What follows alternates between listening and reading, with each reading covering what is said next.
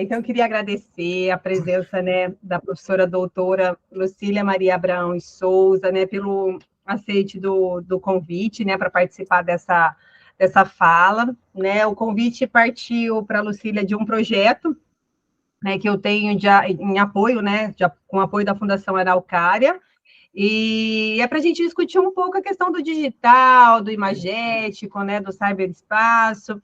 Então, Lucília é uma especialista nesse assunto.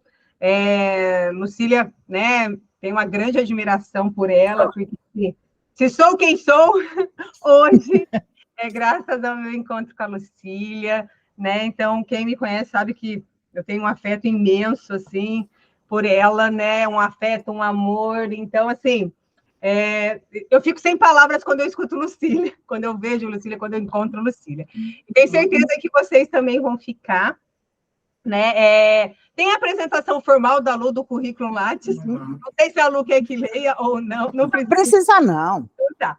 Acho que vocês vão conhecendo, né, a professora Lucília. Queria agradecer, né, a presença de vocês, né? Queria agradecer também a presença da Jane, né, que é uma colega nossa, Lu, psicanalista aqui de Foz do Iguaçu. Ai, que máximo! Então, tá aqui prazer, Jane. Boa noite, Dantiele. Boa noite, Lucília. Boa noite. Eu é que quero agradecer, tá, Dantiele, de você ter compartilhado comigo e me dado essa oportunidade de escutar a Lucília. Olha só que resposta. Eu queria agradecer. Aí depois, nós vamos passar a lista de presença, né? Só para a questão de certificação. Então, uma atividade que tem certificação, né, nesse projeto.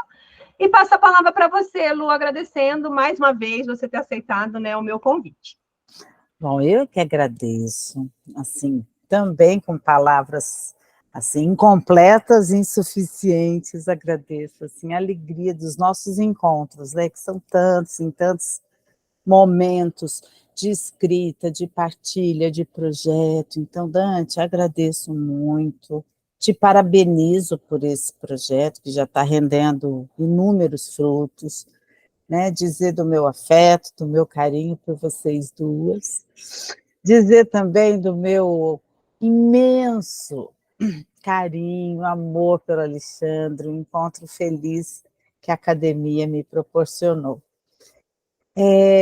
Uma alegria super grande, né? Tá aqui, já tive em outros momentos, já tive em algumas bancas, reconheço alguns nomes, então muito bom pensar entre amigos, e quando a gente está num ambiente assim, que é possível partilhar alguma interrogação, né, alguma aposta, uma dúvida, eu acho que fica bem mais gostoso. Então, eu vou compartilhar minha tela.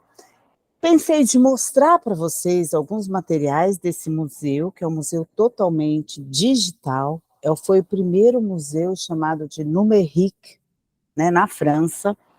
Então, é um museu todo produzido em telas, que se tornou uma logomarca hoje de outros tantos museus. Então, o primeiro deles apareceu em Paris, e hoje já são 5 cidades da França que têm museus que são instalados em lugares não usuais. Então, esse, por exemplo, é numa antiga fundição de metais, ferro especialmente, da Revolução Industrial, é um galpão muito antigo. O de Toulouse é num submarino usado na guerra, desativado, então o museu está ali dentro. Então, e depois os outros vocês vão poder procurar. Hoje existe uma marca que instala esses museus. Então, vamos, né, começar a nossa apresentação. Dante, se o sinal cair ou alguma coisa acontecer, você fala, porque eu não vou estar vendo, combinado? Eu falo, pode deixar. Aí você fala. Então, vamos lá. Eu pensei da gente conversar em 2 termos. O primeiro é como esses museus, esse em especial e outros derivados deste, sem talvez a opulência, grandiosidade, mas que funcionam na mesma entrada, eles são chamados de experiências imersivas. Então, pensei de conversar com vocês um pouco o que é isso da imersão. e depois o modo como eles produzem um efeito de entretenimento. A gente vai mobilizar aqui o pensamento, né, de Michel Pechet, especialmente, e reflexões sobre o digital. Então, nós vamos pensar como é que esse museu inscreve um discursivo do entre telas, o que eu vou chamar.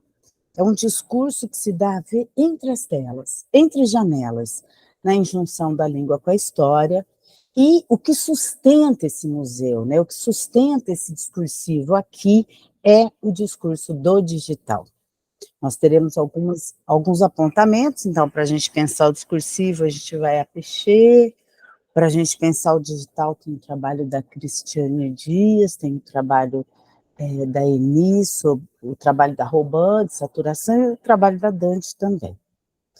Inaugurado, então, em 2018, esse museu joga com efeitos de memória sobre o que é um museu e o que é especialmente um ateliê. Ele não se define como um museu, embora ele esteja na categoria de museu. Se você procurar Museu de Paris, ele aparece como tal. No entanto, ele é nomeado como Atelier de Lumière, que eu vou chamar aqui de ADL, Atelier das Luzes. Então, nós temos aí a primeira coisa que desloca um efeito do que é museu e ateliê. Num ateliê, a gente tem um trabalho braçal de algum artista ou de algum artesão com o material. É difícil ter algum jogo de luzes ali. Muitas vezes a gente tem mais sombras e dificuldades no manejo desse fazer.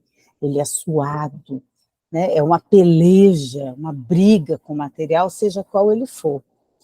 E também,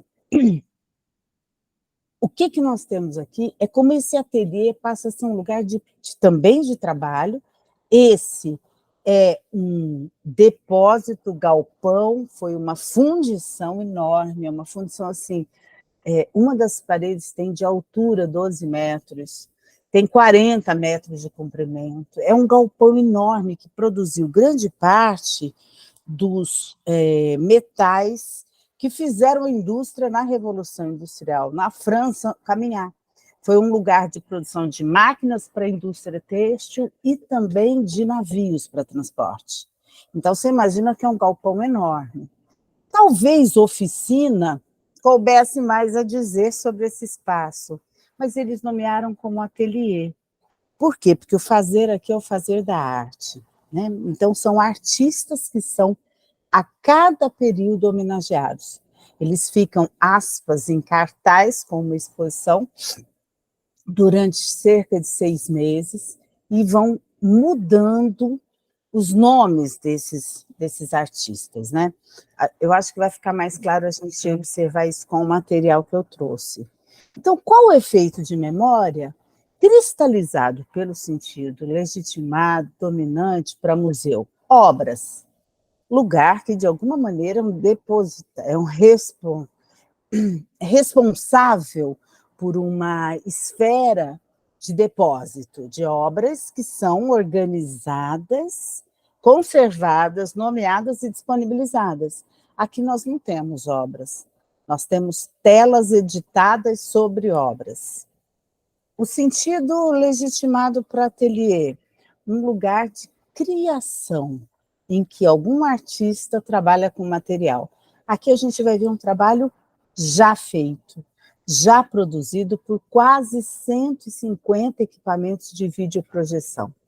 Então, essas câmeras, essas máquinas que vão produzir as imagens e projetar, elas estão espalhadas, a gente não consegue ver. A gente consegue ouvir um som muito alto, porque a amplificação de 50 caixas é imensa para aquele espaço. São 2.000 metros quadrados de um galpão, em que você entra, né, tem uma porta escura, você entra, e ali você tem lugares, nichos, você pode sentar ou deitar no chão, sentar em alguns lugares que são bancos espalhados, muito improvisados, ou subir em alguns mirantes, que o espaço também apresenta. O investimento, bom, as paredes têm 12 metros de altura, e o investimento é da ordem dessa cifra. não é uma fundação, não é um museu público, é uma empresa privada que criou, chamada Cultura Espaces, cujo fundador é esse, o presidente, Lu, você e está passando que os slides? tô, Porque não está passando para a gente. então, peraí, Tá. o que eu faço? Agora foi. Eu acho que você vai ter que ir clicando slide por slide, porque não está passando. Eu acho que como não está no modo apresentação para a gente, não está aparecendo o que Então, você troca. esse vocês viram? Não, nenhum a gente viu. Não? Então, peraí. Não. Eu vou esperar um tempinho para ver. Ó, esse está vendo, Esse tá, aham. tá? Aqui é o Agora sim. objetivo da nossa apresentação, então, pensar esse jogo aqui. E aí, esse estão vendo? Aham, aham. Então, eu vou clicando no slide. Isso, Então, vai ter vai que. lá. Obrigada, Lu. Então, olha, aqui dá para a gente ver o tamanho da parede, né, muito alta, são 12 metros, e todas as máquinas de projetar que vão se escondendo. Dá para ver também, né, as marcas do chão, as emendas do espaço, que na projeção são entremeadas, elas são colocadas em continuidade. Então, são 9 milhões de euros, isso tudo que eu falei, né? Muitos equipamentos de projeção, caixas de som, e um espaço de 2.000 metros quadrados é muito grande. Essa é a instituição que financia, implementa e lucra com esses espaços. Né? Foi praticamente um boom, porque de 18 para cá eles inauguraram 6 museus na França. Como esse, desse mesmo tamanho e com os mesmos que eu vou chamar de exposições filmes. O presidente vai dizer, que é um francês que trabalha com tecnologia, ele vai dizer, o papel de um centro de arte é quebrar barreiras. E é por isso que o digital deve ser o lugar, deve ter um lugar importante, né, ele está dizendo, nas exposições do século XXI. Colocado a serviço da criação, ele se torna um formidável vetor de difusão, capaz de criar pontes entre épocas, de fazer vibrar as práticas artísticas entre elas, amplificar emoções e tocar o maior número de pessoas. Então, aqui, discursivamente, a gente começa a perceber, no jogo, nas marcas da língua, né? Alguma coisa que é uma valorização do digital, né? Existe um efeito aqui de colocar o digital como necessário, como uma figura de atuação quase que impositiva no cenário da arte. Mas em qual cenário da arte? No cenário de circulação das obras. E é justamente isso que vai produzir nesse museu um certo efeito de vamos tomar o público, vamos chamar pessoas para visitar, vamos trazer grupos de turistas, vamos vulgarizar, popularizar esse tipo de edição da arte. E qual que é o ponto assim que parece tocar o maior número de pessoas, né? Ou tocar nessa direção de uma divulgação muito grande e efetiva? O trabalho com as emoções. Então, é interessante isso, porque não é uma exposição que tem um educativo, não é uma exposição que vai promover palestras, não é uma. Ela desloca tudo isso para o campo da fruição, da emoção, de você ser o tempo todo, né, tocado pelo que está ali. E a gente já vai ver o que está ali. Por exemplo, vamos ver se isso vai rodar, hein? Rodou.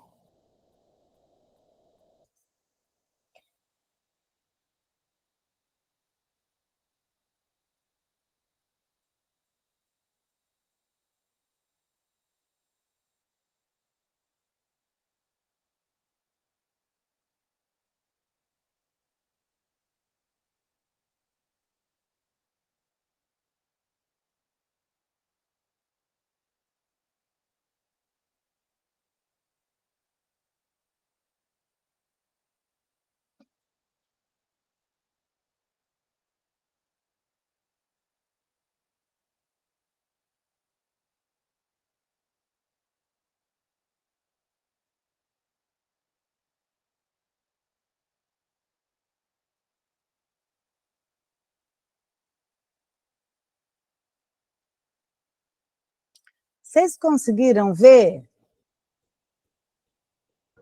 Sim, Lu. Deu? Deu Aham. para escutar? Então, Sim, Só não, escutar, só a gente ver. não é isso. escutar não? Não, não tinha som. Ô, Luan, Caramba, você não, vai ter mas... que, a hora que for compartilhar, ali no Teams, no Teams, eu não estou no Teams, vai ter que colocar com som, ir com som, deixa eu lembrar como que faz. Ih, porque tem que ter, porque essa sonoplastia, assim, super importante. Onde que eu vou, Dante? Você teria que ir lá no partilhar, vai ter algum item, Compartilhar. considerar o som, alguma coisa assim, vai ter uma observaçãozinha assim. Caramba, aí está pedindo para eu aplicar efeitos visuais? Não. Não, Está falando que para eu parar. não, mas deve ter outra. Para eu ver aqui, que aí eu te explico de novo. Vai. Porque aí eu consigo Eu visualizar. continuo sendo uma pessoa sem insuficiência. A hora que você compartilhar, Lu, embaixo do que você vai estar lá, guia, janela, tela. Compartilhar áudio da guia. Isso, Mas isso. o meu está marcado. Mas eu acho que você vai ter que, você não compartilhou a guia do Chrome, você compartilhou uma janela, uma tela, eu acho. Aí você vai ter que colocar o som para compartilhar. Como que eu faço isso, Dante? Eu boto janela e Chrome ao mesmo tempo? Não, tinha que ser um. O que você compartilhou por onde? Pela guia do Chrome? Pela janela. Então, vai lá na janela. Aí, vê lá se dá para clicar no compartilhar. Compartilhar. Quer dizer, estranho, peraí. Se eu mandar para você, você faz? Posso tentar, manda, que eu faço. Peraí, gente, dá uma pausa aí, porque eu acho que esse som ele dá outro efeito para a exposição. Manda no WhatsApp que eu abro. Uhum. No WhatsApp? Pode aí ser já melhor. complica. Aí no WhatsApp já me complica a vida. Então manda por e-mail, vê onde você prefere. E o povo acha que eu sei alguma coisa. Meu Deus, espera lá. Tá. Estou indo. Carro de boi total. Aí, Aí, de repente, você vai compartilhando aí. isso, você vai falando que eu Cadê minha passo. apresentação? Peraí. ADL Unioeste. Como está com o vídeo, Dante, está demorando um pouquinho. Peraí. Porque eu botei os vídeos para a gente ver. Bom, eu vou fazer algumas considerações do que a gente, pelo menos, viu, né? Nos outros tem som também. O que existe ali? Aquele um vídeo da última exposição que está em cartaz, eu vou chamar assim, que é a exposição do Chagall.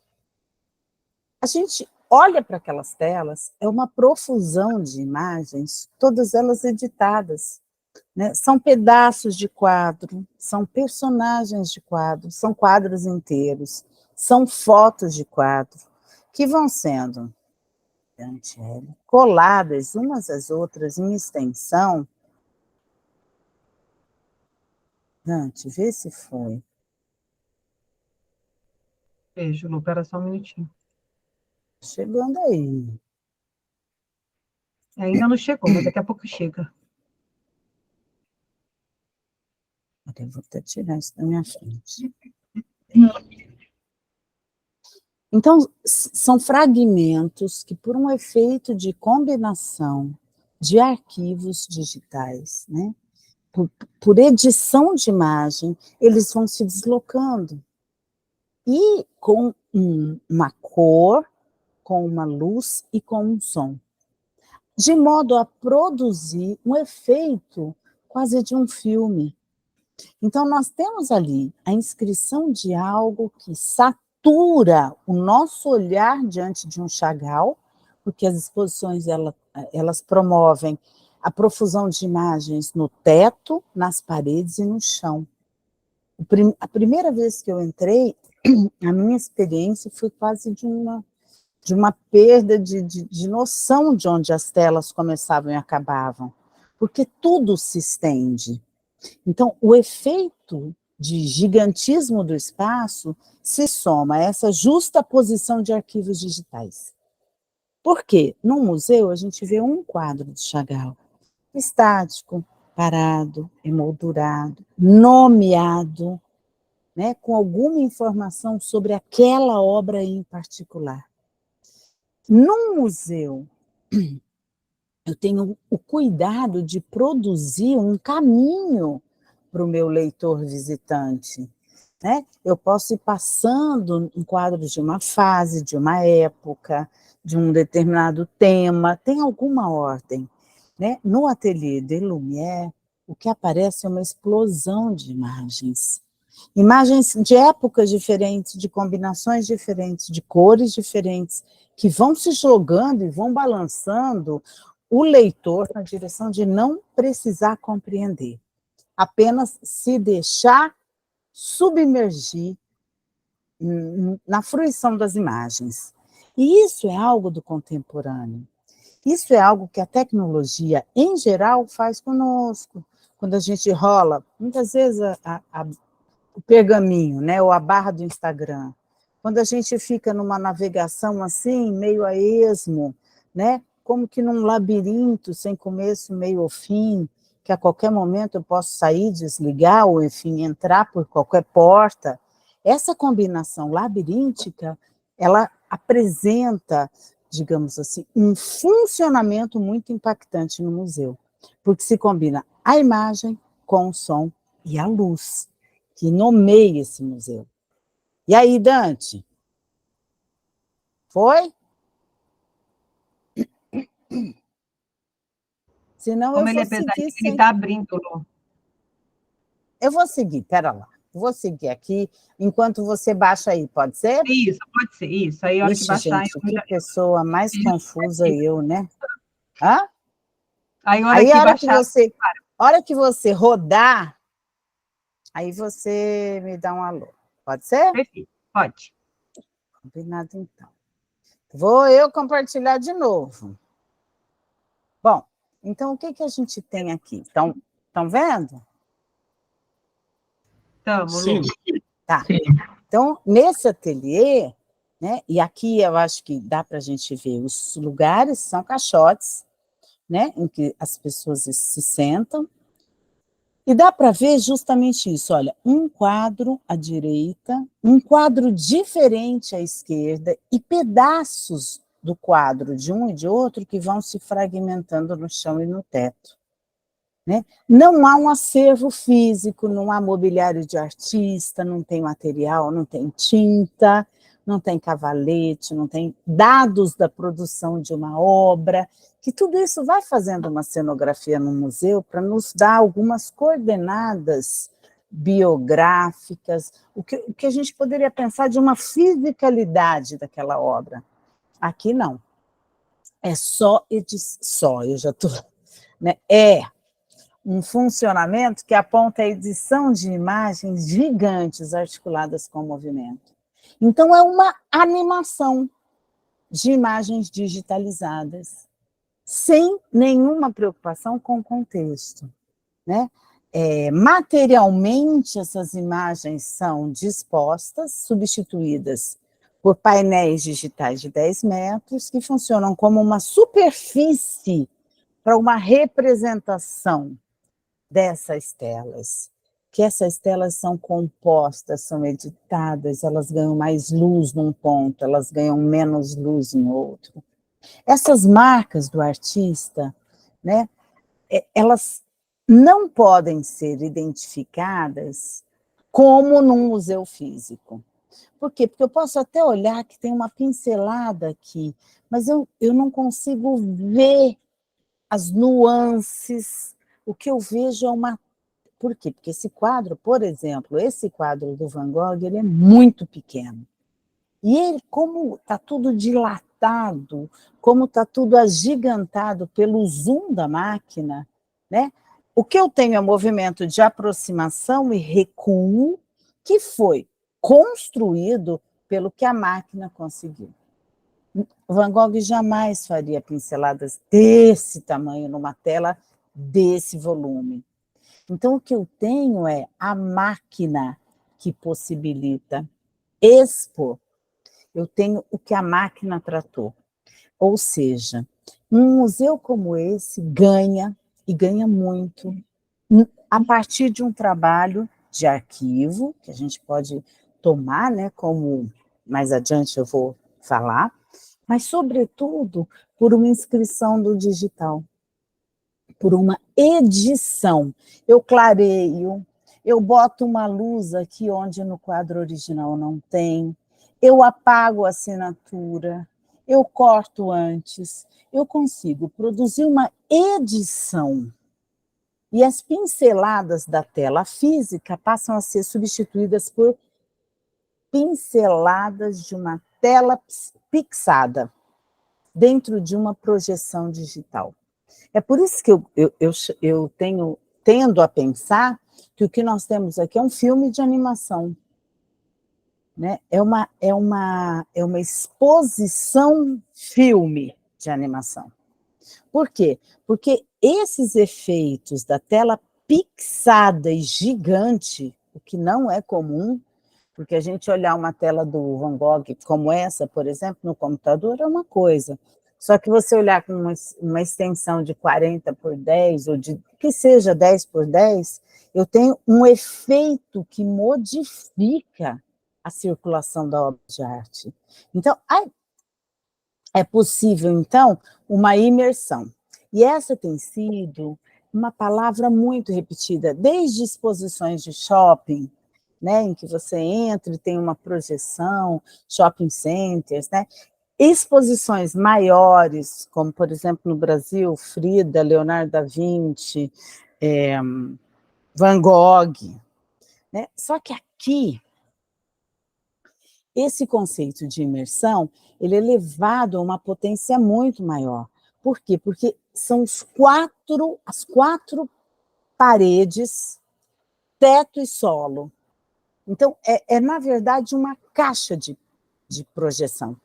Né? O sujeito leitor é convidado a entrar no quadro, a ter seu corpo ali integrado à profusão de recortes de luz e sombra, a andar e ter movimento, isso também é uma coisa, né? Num outro trabalho eu discuti essa presença do corpo, que o corpo compõe, né? No vídeo vocês devem ter percebido, gente andando, subindo, descendo, tem criança que brinca com a imagem, tem gente que deita no chão, tem namorado que faz a pose do quadro, por exemplo, no Clint, deu beijo.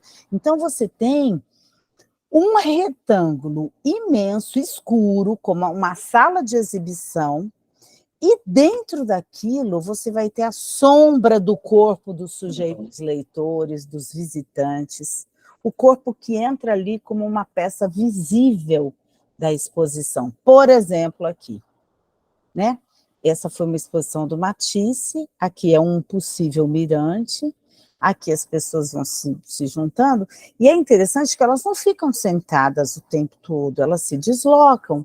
Então, essas sombras, esses corpos, né, sombreados, eles vão transitando e vão caminhando pela exposição, eles entram no quadro, eles passam a figurar como que um adereço de presença pelo que se ausenta ali. Por exemplo, aqui foi cortada uma carta do Van Gogh, e os corpos vão andando em cima dessas, ou em cima não, vão andando à frente, e às vezes atrás, dessas letras que foram suprimidas. Né? É interessante aqui que muitas vezes as projeções, elas também pintam os corpos. Né, como a gente vê em alguns recursos, né, essa aqui foi também uma cena da exposição do Van Gogh, o rosto vai ficando azul, os corpos vão ficando azul, né, e a gente começa a ver o chão ficando azul. Ou seja, a imersão vai dar conta de nos apontar um corpo que é visibilizado e é tomado como parte do processo. Um corpo que circula, que se move, que se mexe, numa sobreposição de telas. Então, essa foto eu coloquei já agora na exposição do Chagall, porque a gente tem um quadro aqui, um outro aqui e um outro aqui. No chão a gente tem pedaços e nos outros lados do retângulo também. O que a gente vai ter? Várias paredes que vão apresentar trabalhos diferentes, que se recortam e que se justapõem. e que vão entrando um no outro a modo de uma composição, que é uma composição que não dá para ver tudo. Daí, passamos a um segundo ponto, né? O primeiro é a imersão, o corpo. O segundo, o impossível apreciar tudo que essa edição de imagens provoca ou propõe colocar em circulação. A gente sabe, pela via da análise do discurso, que não é possível dizer tudo. A gente sabe pela psicanálise que há um furo, que é um impossível suturar e fazer completude no humano.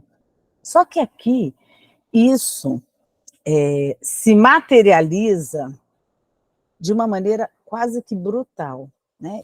Não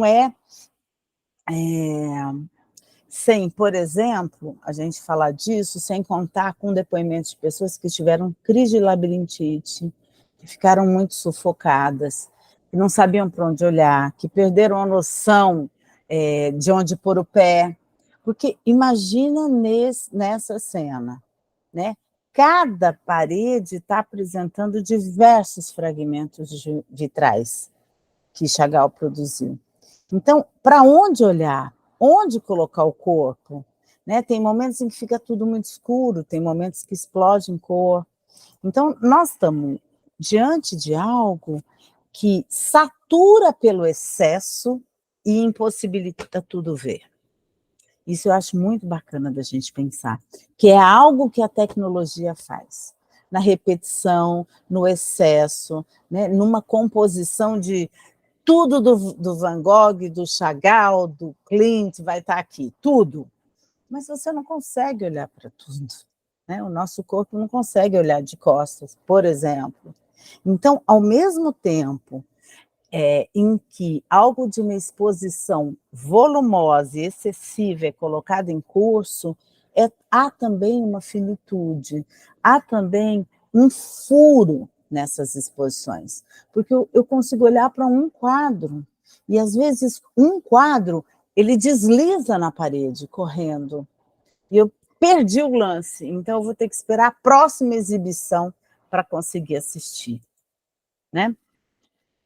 As combinações que são feitas nos levam, então, a pensar como esse termo imersão, ele vai fincar a ilusão do tudo ver e a ilusão de provocar uma sensação de realidade, de presença, que, na verdade, é uma telepresença, ou uma digital presença, que, segundo Carvalho, que tem estudado esse tipo de exposição, vai produzir o que ele chama de dissolução das fronteiras. É interessante a gente pensar como isso cai bem no contemporâneo, né? Toda a grande promessa que a globalização produziu no final dos 80 foi justamente vamos integrar mercados econômicos, integrar territórios, vamos produzir grupos que possam trafegar, que possam... O próprio dinheiro vai ter uma possibilidade de fluxo muito grande. Então, essa dissolução das fronteiras físicas, aqui, eu acho que num quadro apresenta-se de maneira muito gritante. É um quadro do Klimt, em que eles pegaram diversos pedaços e você não vê o quadro todo.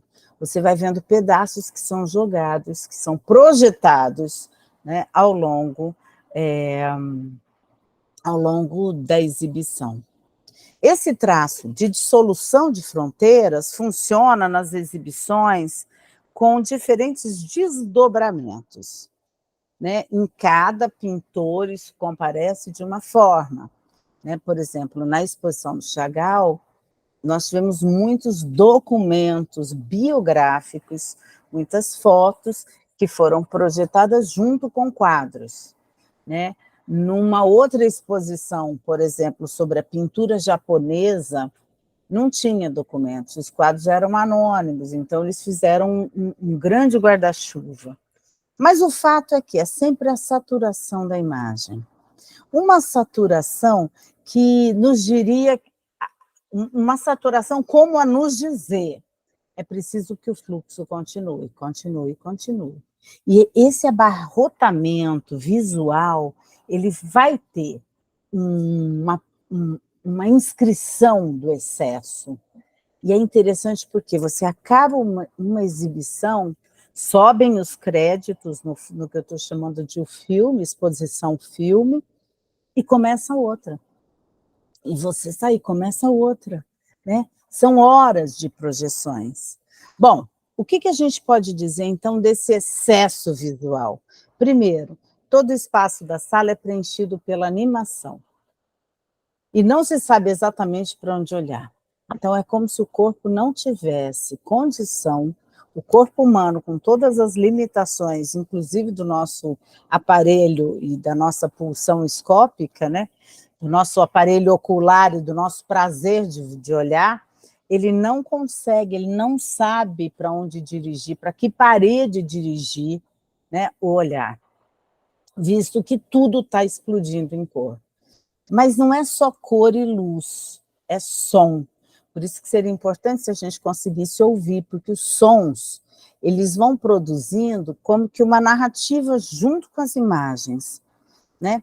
Segunda coisa importante que dá para a gente pensar é como essa projeção vai se fundindo com a sombra dos que estão ali. E eu trouxe, inclusive, fotos do museu sem ninguém, é outro museu. Né? Os corpos, eles vão produzindo efeitos também na obra. A imersão é esse ponto que, na cultura do digital, afoga o tempo de ver e apressa o tempo do sujeito. É um apressamento muito grande. Mesmo com o som, Dante, conseguiu botar o som? Não. Eu acho que eu vou mostrar e vocês vão imaginar o som. Depois, se você, eu já mandei a apresentação para a Dante, ela pode compartilhar com vocês, e aí vocês assistem em casa, pode ser? Dante? Sim, Lucília. Depois a gente ouve em casa. Então, tá bom. Então, eu vou colocar aqui, eu estou ouvindo, é um barato, porque todas essas cenas, esses elementos do Chagall, são animais, todos eles se movem. O pássaro voa, o bicho abana o rabo, o pássaro entra no chão, entra no meio das pernas, a galinha sai correndo, né? Até chegar ao circo. E se vocês acompanharem, são músicas de circo agora.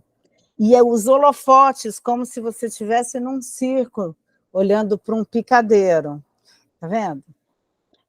E a música, ela é uma música de circo.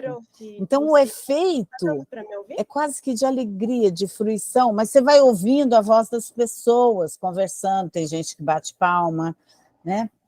Esse trabalho de saturação faz com que a gente, esse trabalho de edição de imagem, né, vai fazendo a gente ficar assim, muito abarrotado. Para onde que eu olho agora? Tem gente que corre, fotografa de um lado, corre para o outro lado, fotografa do outro, né? E é lindo de ver, porque é de uma plasticidade, é fazer com o Chagall o que eu acho que ele fixou no quadro, né? Na imobilidade da imagem estática. Ele nunca, acho que, imaginou que iriam fazer aquela figura feminina dançar, né? Dançar num suporte aéreo. Aqui nós temos, por exemplo... Lu, posso tentar mostrar, eu estava sem microfone, não sei por quê. Aí, se quiser, eu posso tentar compartilhar depois. Vai lá, manda ver, então. Esse último. Sabe então, por quê, gente? Esse último, eu acho que vale... Ele e mais um, que eu acho que são muito necessários, porque dá para a gente ver como que a música faz disso um filme. Porque só olhar as imagens, ok, a gente até poderia falar, puxa, uma exposição de imagens, mas com a entrada e a inscrição, com o efeito e a inscrição discursiva do som, a gente tem uma animação. Vai lá, Dante, eu vou ficar parada aqui, não me mexo, né? Paro de compartilhar? Para, Lu, por favor. Então, pera lá. Vamos ver, vocês me falam se apareceu o som ou não também, né? Vamos tentar. Espera aí, deixa eu parar o meu. Parar de compartilhar tela. Pronto. Parei. Então, peraí. Vamos tentar.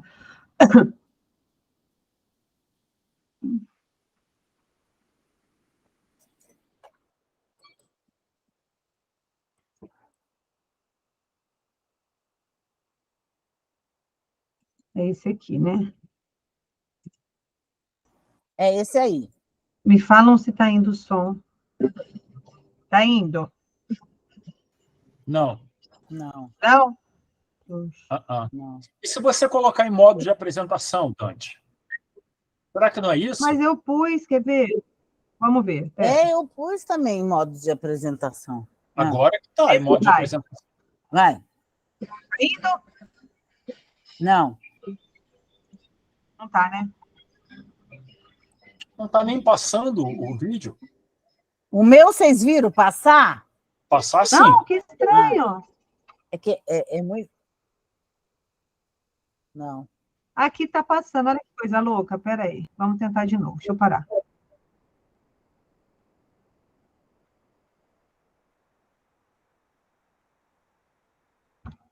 A gente foi fazendo no Teams, que é mais tranquilo, e o Teams não tá passando.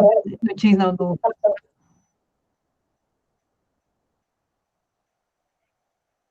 Tela Isso é cheia. assim. Vou tentar por aqui, tá? Vai aparecer vocês, mas eu acho que depois eu consigo ir para outro. A circulação no digital é não ter circulação. Não. Boa. Tá aparecendo os slides? Não, só que, do vídeo. Tá, vê se vai o vídeo, o som. Foi? Não Não. está nem mexendo.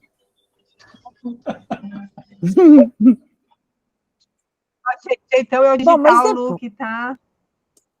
Não, fica Eu vou tranquilo. compartilhar. Eu vou seguir. E aí a gente faz o seguinte, depois vocês... Eu acho que vale a pena dar uma olhadinha. Peraí, deixa eu só compartilhar de novo na tela. Sabe por quê? Porque é muito bacana o modo como, por exemplo, a hora que começam aqueles holofotes, sabe, de circo de antigamente, que começa a entrar o palhaço, né? A música é de circo. Você fala, gente, eu estou num circo. Então, eu acho que a entrada do som aqui produz efeito. Porque, por exemplo, olha esse museu, né? Aqui eu estou na página do museu. As fotos, até essa, todas as fotos e vídeos eu fiz em visitas presenciais. No site você não tem, no site do museu você não tem os vídeos. Você tem isso. Olha, não dá para ter a dimensão, né? Você vê um quadro aqui, um quadro inteiriço aqui. À medida, ó, uma foto, outra foto, outra foto. Quando a exposição ganha o movimento, que o movimento vai estar em toda a parte, o tempo todo, e ganha música, isso que já é muito grande, né? A gente tem aqui uma passarela e atrás um mirante. E as escadas e esses lugares em que você pode sentar, ou no chão. Né? Agora, quando isso tudo ganha, ó, vamos ver o movimento. E aqui é uma música de uma ópera.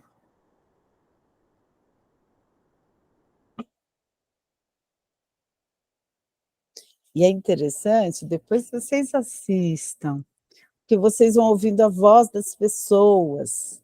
Quando explode alguma coisa, tem aquele ah! De uma grande cena, digamos assim.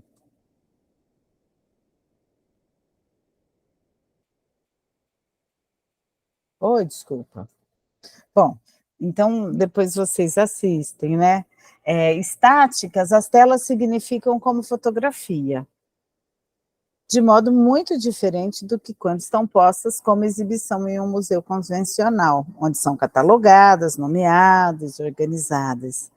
Com o movimento e com o som, as telas do Atelier des Lumière marcam o fluxo do digital, convocam a saturação, ao entorpecimento pelo excesso, profusão de luzes e pela imersão, produzindo um efeito que é de puro entretenimento.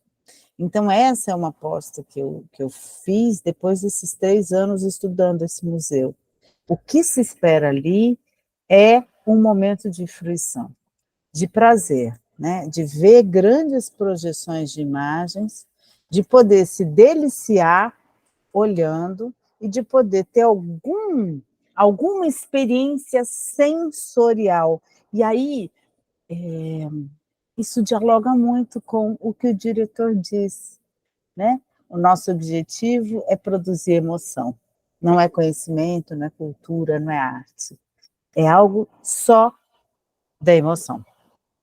Traços e luzes deslocam-se em diferentes ritmos o tempo inteiro. Então, por exemplo, esse que é o semeador no campo de centeio ou de trigo do Van Gogh, ele sai do quadro, ele vem andando no meio da multidão e some no chão.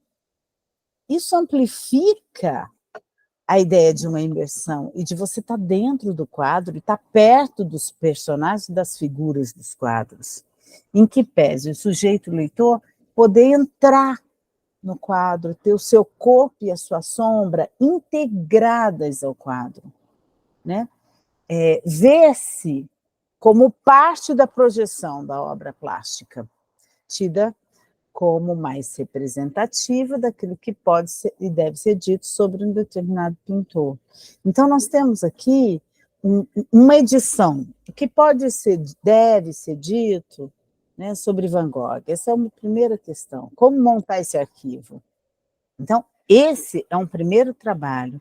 O segundo é como tornar essa seleção imersiva, colocando aí movimento e som. Então, a gente tem 2 trabalhos, me parece, do arquivo. Um é esse primeiro, o que pode ser dito, mostrado, apresentado. Que obras? Como? E o segundo é como tornar isso uma experiência imersiva.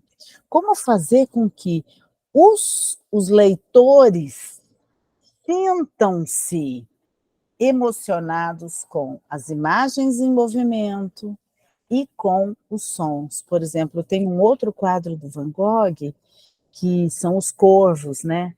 Então, os corvos vêm voando, tem gente que abaixa a cabeça, porque acha que o corvo vai pegar. Tem uma ilusão de ótica naquela projeção daquela imagem. Aqui, né?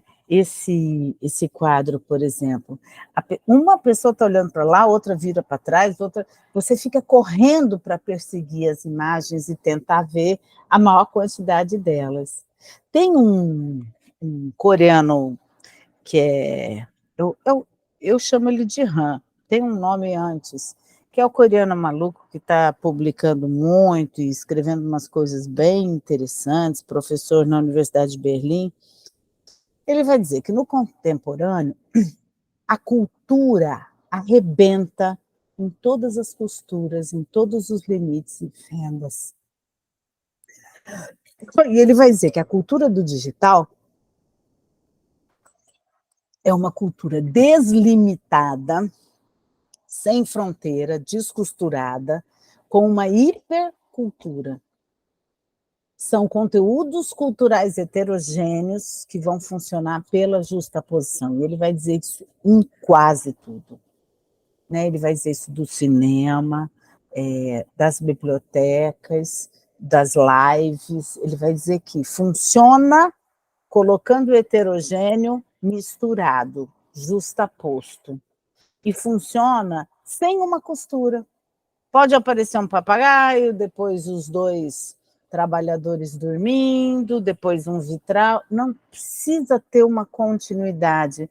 Lá no fundo pode ter o girassol, pode ter o sol nascendo, o outro dormindo, né? Aqui, eu tenho um funcionamento pela heterogeneidade. Veja, eu saio da fase azul do Chagall e começa a explodir nas paredes. Uma explode com o cavalo, outra explode com as figuras sacras, outra explode com as musas do Chagall, O chão explode de figuras, ninfas e seres religiosos, balança, tem gente que, eu vi, gente se segurar porque achou que ia cair, né?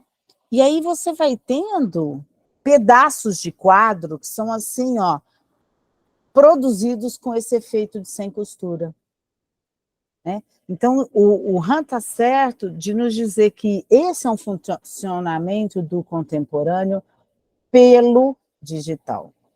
É da ordem da cultura digital, né? Ficam as várias telas e paredes a convocar o leitor para estar dentro de todas elas, para olhar para todas ao mesmo tempo, correr atrás dos detalhes e se surpreender com o inesperado. As imagens tagarelam em meio à animação e à sonoplastia, durante cerca de meia hora, abarrotando os sentidos em fluxo e em curso no funcionamento do digital. Isso que eu estou me atrevendo a chamar de uma exposição filme, termina e a outra começa em seguida. Nós temos, então, algumas regularidades aí em todas essas exposições, que até agora eu avaliei 6. A pulverização de imagens e detalhes desconexos, muitas vezes, o espalhamento e a distensão dos sentidos sobre telas e pintores. Isso vai produzir o efeito de que alguma cena sempre escapou ao nosso olhar. Daí, se é possível permanecer na sala para assistir mais uma vez. E a maioria compra o bilhete e assiste de novo, torna a ver, repetidamente, na tentativa de apreender o que o imersivo deixa escapar. Algo sempre continua a mancar e a indiciar a incompletude dos sentidos. Resta ao leitor, como nós, né, ficar diante da surpresa disso que o digital traz. Quero agradecer muito a possibilidade de estar com vocês, e aí vocês me dizem o que a gente vai conversar agora. Obrigada. Lu, nós que agradecemos, pedimos desculpa pelas falhas técnicas. Ainda fui fazendo Não, falha minha, porque eu tinha que saber como é que eu ponho som, mas você manda para a galera toda. E vocês assistam aos filminhos com som, porque é outra coisa, é muito bacana. Ô, Lu, fiquei pensando, eu vi não vi Chagall, né? Mas eu vi uma exposição da Frida, no Rio, e não sei se o Alexandre foi nessa exposição que está tendo ali no Forte Copacabana, e manter essa mesma estrutura do Museu do Chagall também. Então, tem uma parte lá que tem, né, algumas roupas, do museu como museu, né? Mas embora seja uma exposição. E aí você vai andando assim pela exposição, vê algumas roupas, alguns quadros, algumas frases de efeito da Frida. E aí você chega na última passagem da sala, são projeções, né? Igual essas que tem no museu, no Ateliê de Lumière, né? E aí é interessante isso, como que o sujeito vai interagindo com essas imagens, né? E ele vai fazendo parte da obra, né? Eu nem sei se podemos dizer ali que é uma obra de arte, não é uma obra de arte, né? Porque tem ali esse sujeito, né? E como que essa questão do entretenimento pega alguns e não pegam outros, né? Porque, por exemplo, eu achei uma chatice. Achei uma chatice aqui. Eu falei, meu Deus, o que é isso? Era muita luz, era muita coisa grande, era gente fazendo. Você não conseguia ver, porque eram outros fazendo vídeo junto, né? Tentando interagir com aquela obra. Então, eu fiquei pensando um pouco nisso, né? O que espaço que tem o sujeito, né, nesses lugares para realmente, né, degustar da obra de arte, né? E numa velocidade que não é essa velocidade, né, do que o digital impõe, né? Porque, por exemplo, essa exposição de 1 em 1 hora entrava gente. Então, assim, estava sempre tudo muito lotado. E aí chegava nessa, era mais lotado ainda, porque todo mundo queria fazer seu vídeo interagindo lá com a Frida Kahlo, vendo a Frida Kahlo, né? Então, eu achei interessante quando você, né, falou disso, né, que afoga o tempo de ver, né? E como que o digital, né, parece que tem afogado esse tempo de ver, né? A gente não tem mais tempo para ver, né, para né? E eu fiquei pensando também assim, como que muda a obra de arte, né? Quando você traz o exemplo do Van Gogh, né? O Van Gogh não pintaria tão grande, mas aí ele parece de um modo grandioso, né? Ali, né? Então eu fiquei pensando um pouco nisso, né? Que parece que vai criando uma outra relação do sujeito com a obra de arte, né, que é um entretenimento, que se a gente for pensar, um artista não faz a obra de arte para o entretenimento em si, né? Fico pensando né? O artista faz a obra de Ainda mais Van Gogh, naquela vida tão angustiada, com tantos pepinos para resolver, se havendo com real o tempo todo, com os impossíveis. Quando você olha ali, né, parece assim, Van Gogh com purpurina, porque é justamente isso, é muito espetacular, né? É tão espetacular pelo tamanho, como pelo que faz com os elementos, com as figuras da obra, sabe? O Lucília, Dante, eu estou pensando aqui que, claro, que vai circular de uma outra maneira, né? Quer dizer, como a Lucília falou, né? É diversão. Mas ele não deixa também de ser educativo, tá?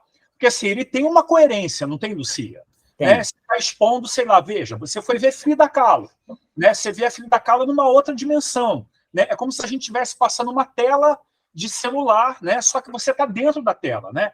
Mas me parece que tem uma questão educativa também. Assim, mesmo que não seja para você apreender, Lucília, veja, você está vendo em outra dimensão, em uma outra circularidade, né, misturado com música, né, a obra, né, sei lá, fragmentada também de determinados artistas, né?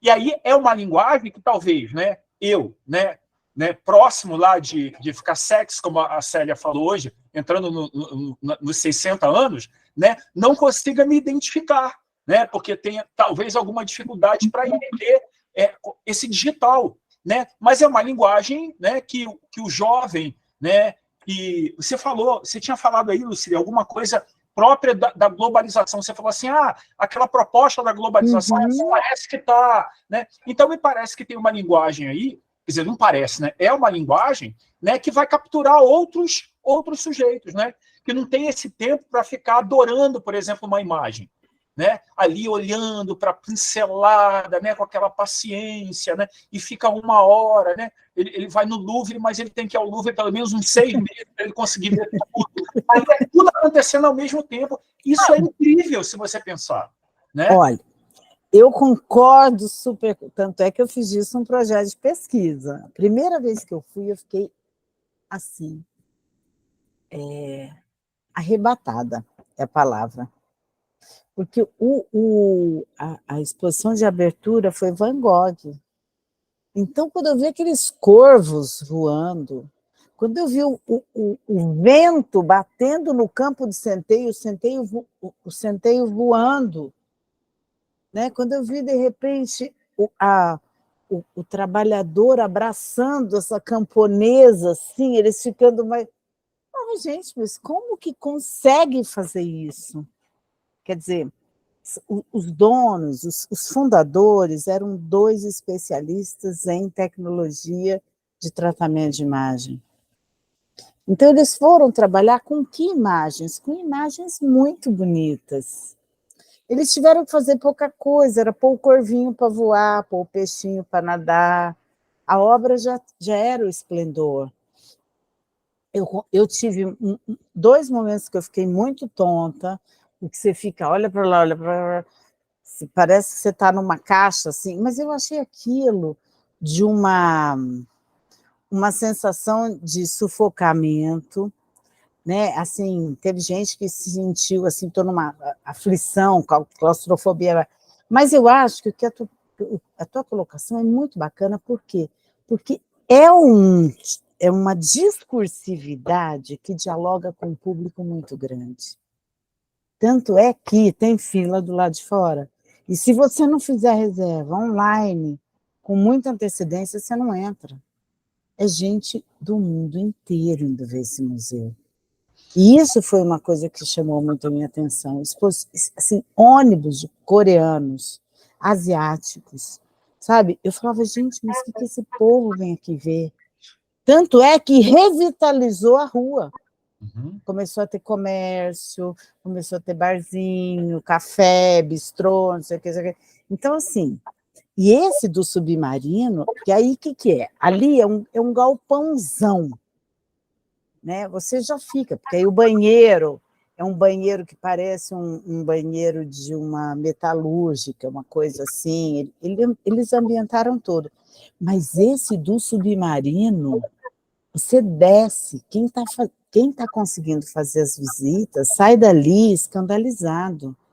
É em Toulouse. Uma amiga foi, ela falou, Lucília, é absurdo, você está em cima, você entra num submarino de guerra. E lá dentro você tem essa projeção toda. Então, acho que tem alguma coisa, Alexandre, que é assim, talvez o ateliê do Lumière seja a confirmação de uma promessa dos anos 80, sabe? E com a força e a potência dos programas de edição de imagem.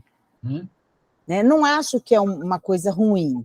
Eu acho que fica devendo um tempo para o visitante. Mas quem vai já sabe que vai ser um tempo apertado de ver, um tempo do fluxo.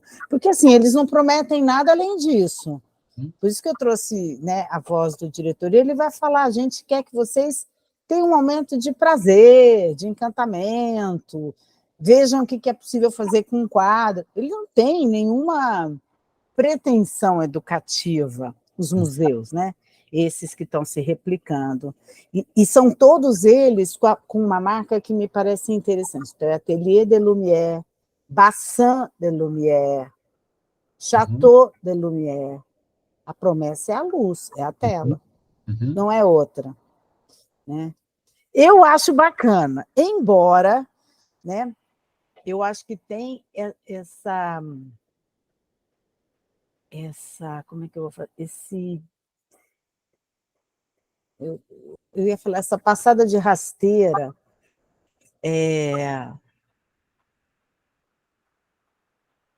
de fingir que está dando tudo e não está. Né? Tem uma coisa assim, nós fizemos tudo com a obra do Van Gogh. Né? É possível ver toda a obra. Não dá para ver a obra. Ali você vê uma edição de imagem a partir da obra. Essa é a única ressalva que eu faço. Assim, eu acho que eles deviam dizer isso ali. E, Lucília, deixa eu te perguntar uma coisa. Tem bom, não sei formular a pergunta, mas eu vou fazer do jeito que está na minha cabeça. Faz. Tem uma memória assim, de reconhecimento, por exemplo, dessas obras? Porque, veja, você mostrou aí Van Gogh. Né? Quer dizer, muitas obras ali, né, que você foi mostrando, são obras que estão lá. Né? Eu já vi em algum lugar, eu já passei por elas, né? E agora eu estou vendo essas obras, né, sei lá, de uma outra maneira, mas eu reconheço essas obras. Né? Quer dizer, eu não sei se isso já é anunciado, porque provavelmente isso já é anunciado. Né? Você vai comprar o ingresso para você ver essas projeções aí de um determinado artista. Você não vai lá e surpresa, tá? Mas vamos supor que você fosse pego de surpresa, tá? Uma criança, por exemplo, tá? Você tem ali uma memória circulando, né? Porque você reconhece, aquilo não é alguma coisa, bom, sei lá, solta no mundo, assim, né? Aquilo tem uma ancoragem, né? Nas obras que já são conhecidas. Tem uma iconografia já partilhável, minimamente. Tem um mínimo partilhável. Porque, por exemplo, eles fazem as edições a partir de quadros conhecidos.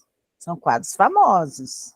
Então, por exemplo, eu fui em 6. Então, eu fui Chagall, Van Gogh, Paul Klee, Monet, mais duas. Klimt. Quer dizer, eu vi Klimt também, Não me lembro, tem mais um. Mas, enfim, aí o Klimt, o beijo do Klimt. Daquele beijo, vixe, a padronagem do vestido da moça, as florzinhas saíram voando, aí pôs o beijo em outro ângulo, aí saiu voando.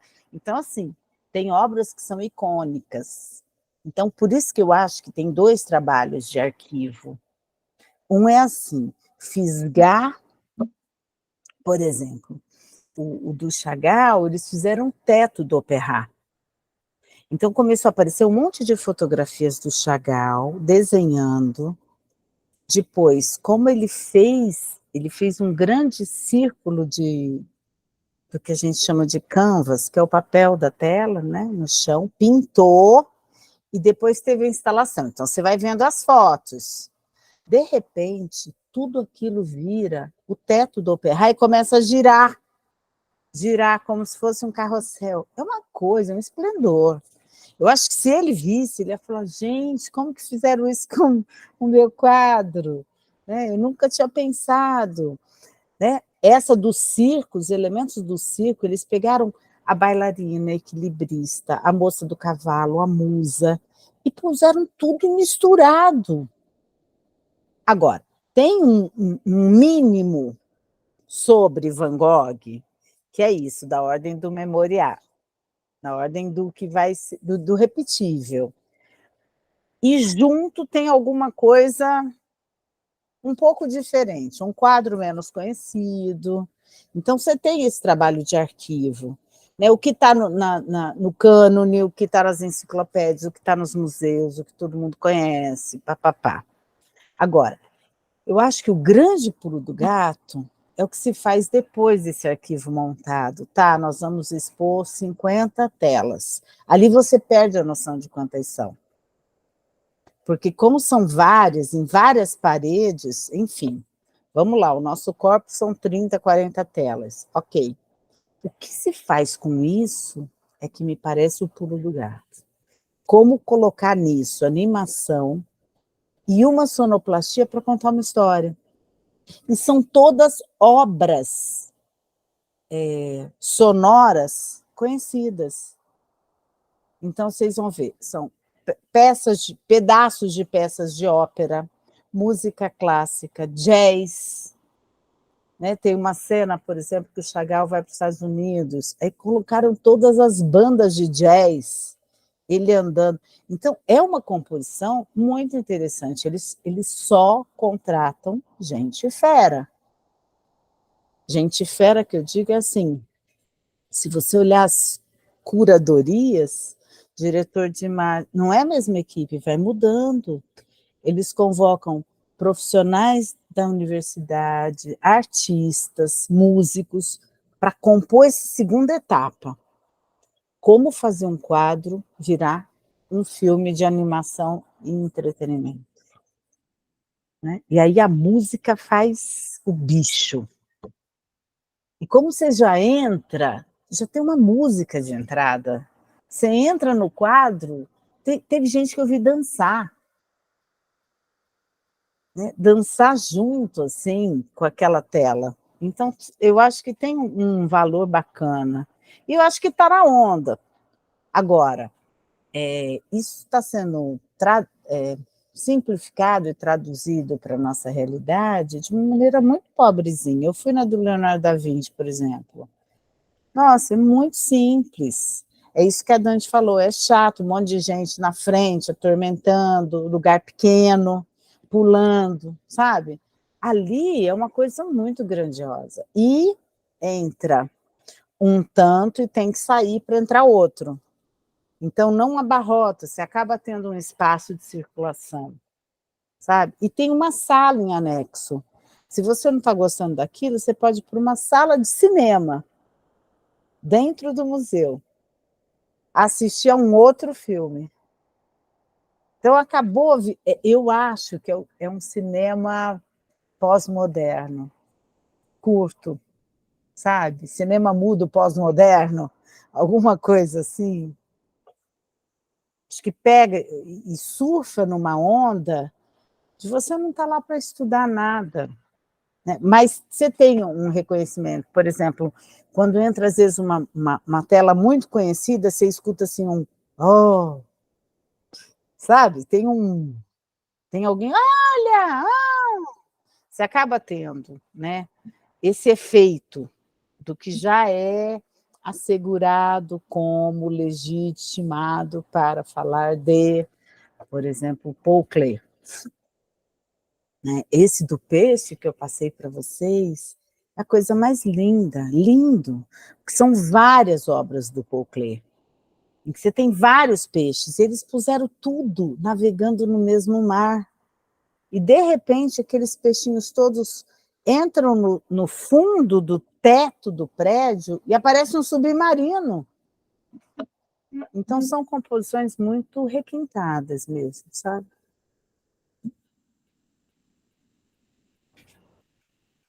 Lu, fiquei pensando um pouquinho, né, você falando, qual que é o limite, né, do digital, né, desse trabalho que a gente vê nessas obras, né, que eles vão transformando tanto, né, que aí você fica assim, nossa, o Van Gogh, mas nem eu pensei nisso, né, assim, que é um limite que as tecnologias de hoje, né, não existiam na época, né, e a gente aqui brincando com esse digital, com esse tecnológico que não estava funcionando, né, que num lugar como esse, ele funciona muito bem, né? E parece que assim, é que você diz que parece assim, que é possível dizer tudo, né?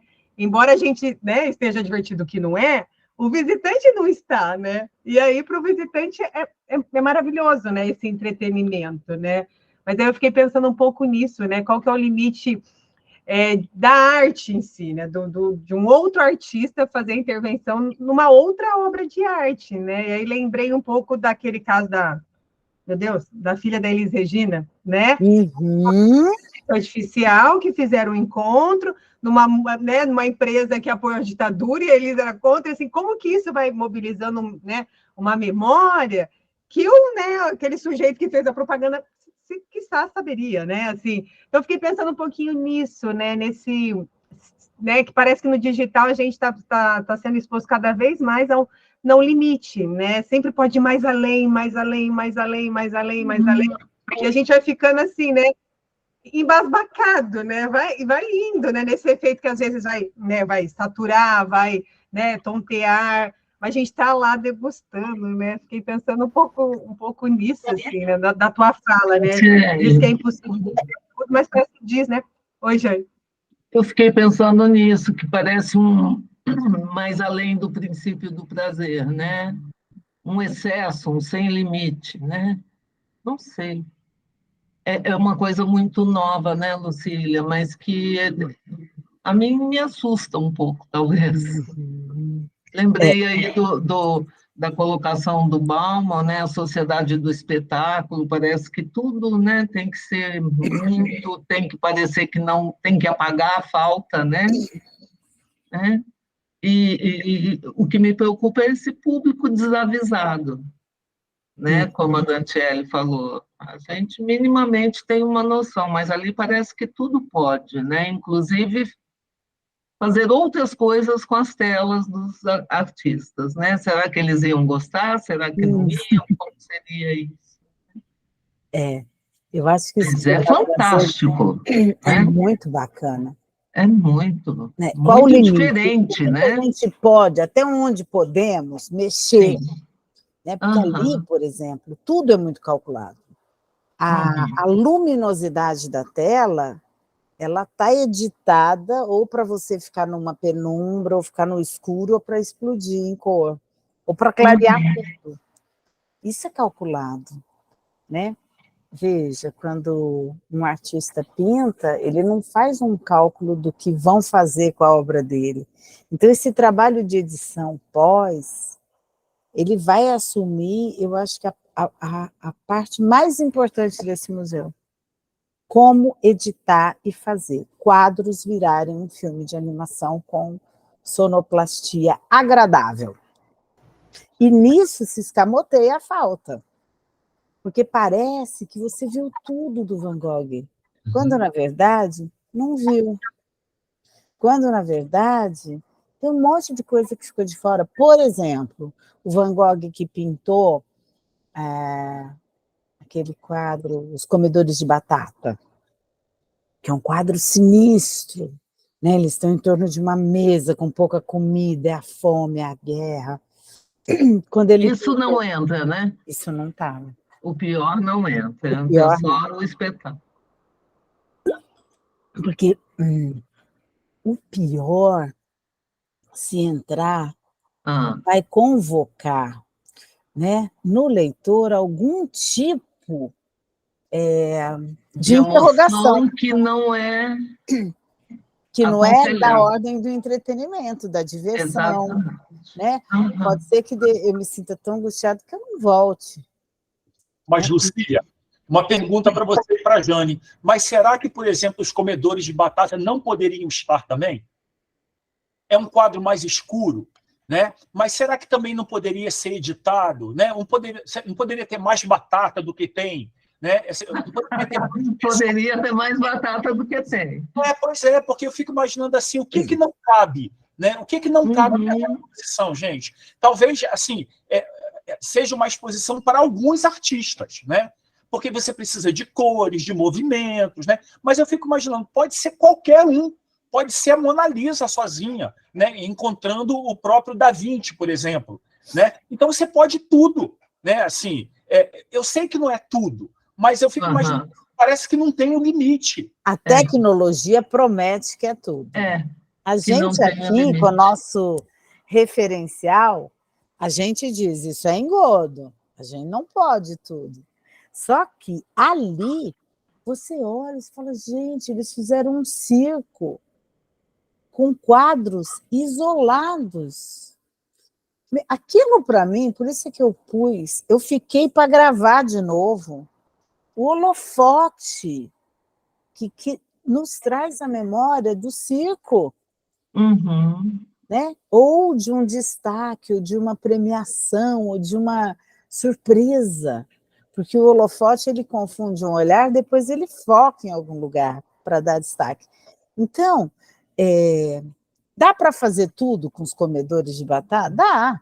Hoje a gente consegue editar um morto e colocar no palco como se ele estivesse vivo. Exatamente. Aquela menina que cantou com o pai falecido, ela levou o pai para o palco com ela.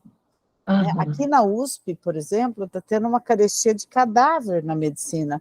Existe um cadáver digital. Olha! Que custa, assim, o comportamento já é digital. Você tira o órgão de dentro com a tua mão. Então, assim, o digital pode. Aí, né, a gente sabe que o capital ele não é ético, ele é obsceno. Então, até onde vai isso? Por exemplo, fazer um quadro do Van Gogh, Os Comedores de Batata, e botar muita comida na mesa, né? Aí já é do meu ponto de vista, é uma tremenda sacanagem. Mas é possível fazer, deixar todo mundo sinistro e um banquete na mesa. Dá, porque ali você olha, você fala, nossa, como que eles fizeram isso? De quadricular, por exemplo, o tijolo da casa e fazer pedrinhas que vão formando um chão. Né? Então... É o que eles chamam de pixada lá, você colocou, né? Lu, fiquei pensando uma outra coisa, lembrando de outros trabalhos seus, pensando nos museus da resistência. Porque, assim, me parece que ali, né, nesses ateliês das luzes, não é bem das luzes, né? Se a gente fosse pensar numa perspectiva iluminista, assim, no sentido de iluminar o sujeito para uma, né, para as questões, por exemplo, do capital ser obsceno. As ideias, né? O esclarecimento. Isso, do esclarecimento. Diferente de quando a gente vai, por exemplo, nos museus da resistência que você analisou, por exemplo, né, nos diferentes países, né, que passaram pela ditadura. São lugares, né, que, assim... Aí é o real, né? E aí é difícil entrar, porque, assim, é muito do real mesmo, desse real da perversidade, do pior do humano. Então, assim, como são lugares diferentes do sujeito estar, né? Quer dizer, esses no entretenimento, por mais que a gente vá lá, veja Van Gogh, veja todos esses artistas, me parece, pensando assim nos outros que você analisou, desses que trazem a dor, que pelo tanto que há de entretenimento, apaga o funcionamento do histórico, né? Diferente desses da resistência, né? Que o histórico está lá gritando, mas aí o sujeito não dá conta de ir para esses lugares porque ele não quer saber dessa história, não quer saber com esse horror, né? Ele quer ir lá no entretenimento, ver os comedores de batata comendo as batatas, muita batata, muita batata, muita batata, né? Porque esses da Resistência eram outros sujeitos, né? Se a gente pensa no público, né? Quem vai para o Museu da Resistência, em termos de público, não tem fila. Não tem fila.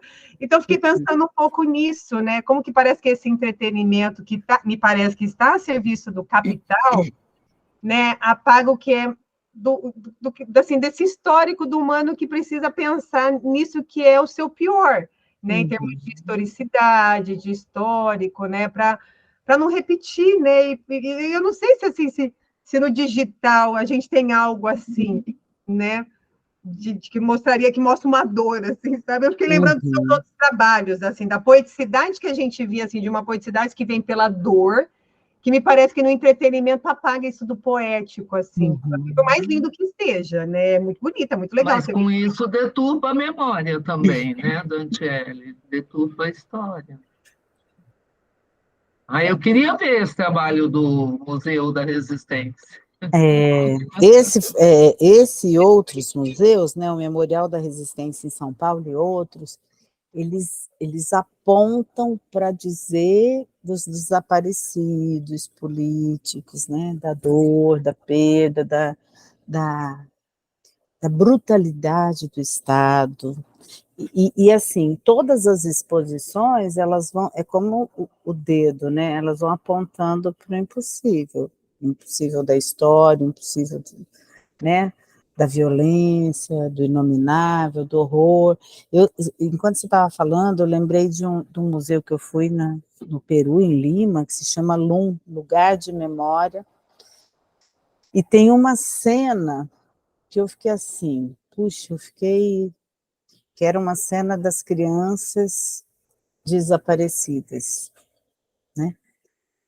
E aí, cada mãe reclamou o seu filho, né? Reclamava o seu filho, e o museu expôs isso como? Fez umas caixinhas brancas, e cada mãe podia colocar ali alguma coisa. Tinha mãe que não tinha nada, punha o nome do filho completo. A outra punha um retratinho, aí a outra pôs a camiseta, a outra... E você ia vendo aquilo, a coleção de objetos, chegava num certo ponto que você falava assim, não, eu não quero ver mais nada. Aí você saindo, tinha, por exemplo, uma sala de aula, com carteirinhas de escola, e cartilhas, que eu até, esses dias estava procurando, ela chama Ireida, tem um Instagram, é uma artista, ela fez cartilhas de pano, e botou todas fechadas, a Caminho Suave do Peru, em cada mesinha, só que se abria, tinha bordados dos nomes das crianças que tinham desaparecido, dos lugares em que foram vistas pelas últimas vezes, um trabalho de alfabetização do horror, digamos assim, né? de ensinar. Então, num lugar desse, é difícil ter fila, né, Dante? Você vai ter uma memória que aponta aí, primeiro, o real da morte, né? O impossível dizer da tortura, né? que conclama um chamamento, né? Para você significar a vida, mas a partir de um horror, né? Da violência de Estado, enfim, da violação de direitos, da usurpação da carne, do que foi violentado. Então, esses lugares de memória, eles não têm muita luz, por mais que se queira, né? Nas projeções digitais, colocar alguma coisa. Então, ali é uma tecelagem a partir do furo. E não por acaso, eu pesquisei os dois ao mesmo tempo, porque também só falar do horror, eu acho que não seria suportável, assim, né? Então, é interessante isso, né, Lucília? Talvez você tenha tido que fazer, né? Foi Esses sim. dois pontos opostos, né? Porque eu podia ter pedido a Bolsa de Produtividade com os memoriais da América Latina. Mas eu aí não também dei ia ficar conta. muito no real, né? Eu achei muito triste. Então, quando eu fui lá, vi aquele monte de coisinha colorida, com musiquinha para lá, para cá, né, com um trabalho plástico, porque é bonito de você ver. Aquilo é muita projeção de de spot. Gente, são quase 100 projetores, coisa de 140, eu acho, caixas de som, sabe? Só falta ter, assim, gelo seco para virar uma discoteca aqui. Lucília, sabe o que eu estou pensando? Que também vai apagando uma discursividade, né? Porque, veja, você pode ir lá para ver uma exposição do Van Gogh, por exemplo, e se deparar com o desespero dele, com a esquizofrenia, sei lá, né? Numa exposição como essa, isso está completamente apagado, porque é só diversão, né? Você vai criando uma outra história também para o artista, né? Perfeito. Você bota o artista num lugar imaginário, que Imaginário, é tudo imaginário. editado. Isso é que eu... Aham. Não, a gente pode até ir combinado, vamos junto, a gente depois sai dali, toma um vinho, mas aquilo é um lugar editado. É. Isso que você Editado. falou, a gente sai dali e vai para um shopping, entendeu? Você vai tomar um café, é um outro clima, né? Você sai feliz dali. Você sai, tem uma lojinha com tudo do Van Gogh para você comprar. Com souvenirs. É muito. Com livros e livros. Você tem a brinquedos. orelha dele para comprar, você compra a orelha e você não se dá conta. Olha, gente, é Porque ele não sinistro. tinha orelha. Olha, eu comprei uma borracha de apagar. Olha. Apagar. Óbvio que eu não estou usando Apagar, o coitado apagar. para apagar. Mas olha bem, um Olha, Van que Gogh, que é uma borracha escolar. Olha o que você faz com isso. Isso é sinistro. Você apaga, você vai apagando, arrancando o chapéu, a cabeça, né? Então, assim, até onde chega a coisa, né? O império da grana, né? A força da grana que, de alguma maneira, quer produzir algo que seja consumido. Né? em larga escala, né? Que seja consumido em larga escala. E isso dá notícias da explosão desse museu, porque eu tenho uma amiga psique que falou: ai, amei o submarino de guerra. Eu falei: quê? Como assim? Então, os alemães vieram em submarino. Eu falei: mas espera aí, era um negócio de guerra, nesse eu não quero nem entrar. Ela falou: ai, mas você nem parece que você está. Nem parece, eu acho que tão isso bonito. também nem parece. Você está entrando, olha, não parece que você está no submarino de guerra.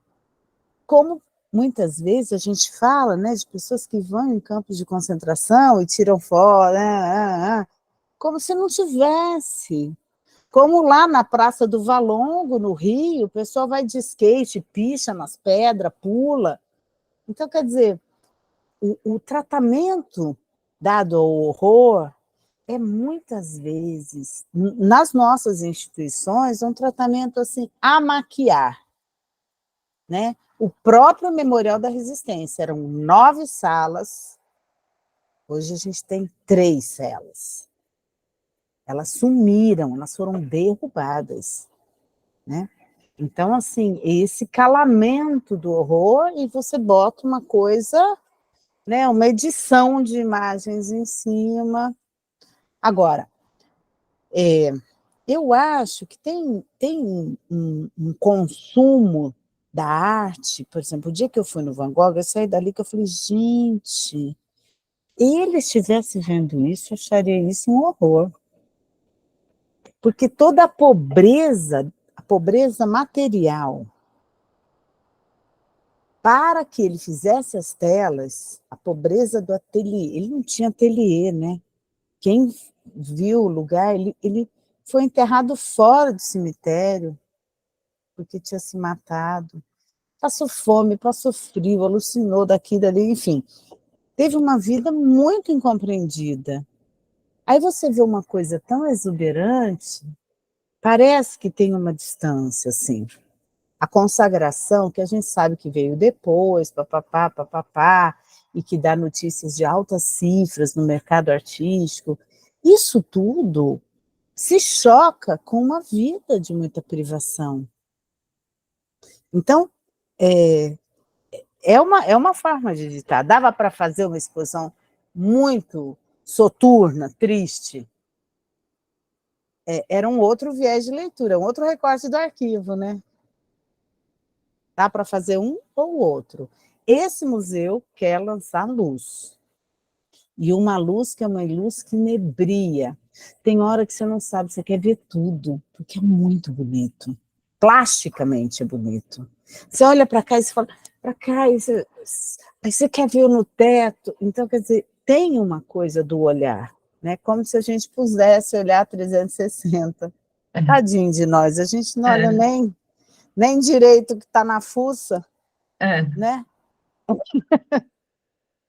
Você falou em perder a noção, acho que um pouco é isso, né? Ali você perde a noção. Que tem a ver, Jane, com o que o Han fala de perder os limites e as fronteiras. E para ele vai ser o ponto capilar do pós-moderno, é não ter fronteira. Não ter fronteira. É o banimento dos limites, que poderiam dizer até aqui dá, daqui para lá não. Né? Então, me parece que esse é um dos pontos centrais do contemporâneo e que... apagar o limite? É desbordejar o limite. Desbordejar. Fazer com que tudo fique em justa posição, uma coisa se emenda na outra, e tudo meio que fica permitido, até eu emendar um quadro de uma época em outro, de outra época, que é o que o Melman e o Lebrun vão dizer que, né, do ponto de vista da leitura deles, que marca o contemporâneo como um lugar da estrutura típica da perversão. Isso. Né? Eles vão dizer a neurose, ela é moderna, é o Estado moderno, é a lei, as instituições. Ali a gente tinha neurose. Com esse banimento, com esse deslimite, essa falta de borda, você entra num outro funcionamento. E, segundo eles, é de uma estrutura perversa. Perversa, uma montagem perversa. Uma montagem perversa do contemporâneo. Eu não diria isso do museu, mas eu acho que o museu tira os limites. Né? Borra um pouco, apaga um pouco essas tem alguma fronteiras entre os quadros. Tem alguma semelhança com efeito alucinatório, não? Não, mas eu acho que não, porque aí a gente teria que falar de uma estrutura, né? Não, o museu, estou falando. O museu tem uma coisa meio assim psicodélica, eu posso olhar para qualquer lado que alguma coisa vai se deslocar. Um pássaro, um porco, um cavalo, o rabo de uma vaca, para onde eu olhar está tudo bem. Tem, eu acho que isso, que é você flanar, meio que ficar solto na fruição da imagem. Deve ser uma sensação maravilhosa, né? Tem gente que não gosta de voltar, não. Tem muita gente na internet que diz de ter se sentido muito zonzo, muito assim, porque tem hora que todas as imagens fazem assim ao mesmo tempo. Aí você não tem onde se segurar, você está em pé, você sente o movimento de água, por exemplo, de vento, simula algo, por isso que é imersivo, né? Mas acho que tem uma boa palavra seria fragmentação. Né? Fragmentação. Que me lembra a esquizofrenia. Também. Van Gogh. Van Gogh. Em carne e osso. Ai, que maravilha, Lucília. É muito bom te escutar. Que bom, também adorei papear com vocês. Eu já escutei muito de você pela Cláudia Hilgert. Olha, que ela é uma exagerada, aquela moça como querida. Ela fala de você. A gente faz parte de uma associação psicanalítica aqui de Paz. E ela sempre fala, nós precisamos trazer a Lucília para falar. Eu vou. Muito bom, muito obrigada, viu? A você, a Dante, o Alexandre, que eu não conheço pessoalmente, mas também já sou apaixonada de tanto escutar a Cláudia falar e a Dantiele. Uma grande oportunidade. Obrigada. Obrigada. Nós que agradecemos, Jane, a participação. Lu, acho que podemos encerrar, né? Quase 2 horas com você, né? Eu agradeço. Lu, assim, que é sempre Nossa, muito bom te ouvir, acho que movimenta, né, nos movimenta em inúmeras questões. Então, assim, obrigada sempre pela sua generosidade em dividir, né, suas pesquisas conosco, né, trazer a arte para mais perto de nós, para mais perto da análise do discurso, né? Então, assim, muito, muito obrigada. Acho que todo mundo sai aqui muito contente, assim, de ter te ouvido, né? Mais uma vez aqui conosco, na UniOeste. Então, assim, obrigada, Lu. Só tenho a agradecer. Ale, não sei se quer falar alguma coisa também.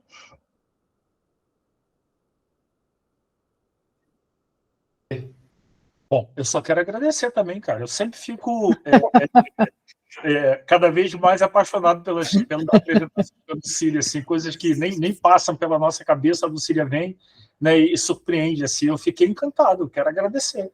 Né? Prazer também, Jane, a Cláudia fala muito de você, né, e foi muito bom. Obrigada, né? Alexandre. E Lucília dizer que eu estava todo morrendo de saudade. Eu também. Matou a saudade, entendeu? Se a Jane te trouxer, a gente vai te ver. Claro. Nós vamos lá.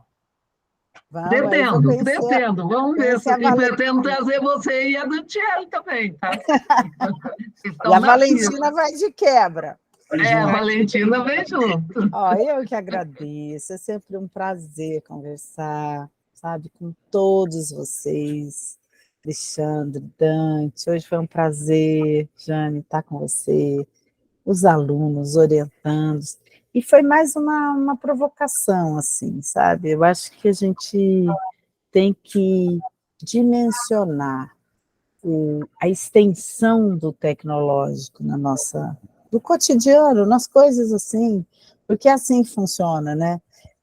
No uso do WhatsApp, numa exposição de arte, num aplicativo de carro, de encontros, enfim, é nesse cotidiano que os discursos acontecem e que a gente é capturado em alguma posição, né, em relação aos objetos do mundo.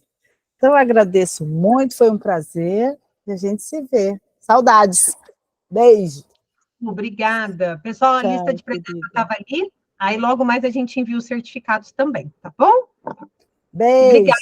Beijo, pessoal. Obrigada, beijo para todos. Tchau.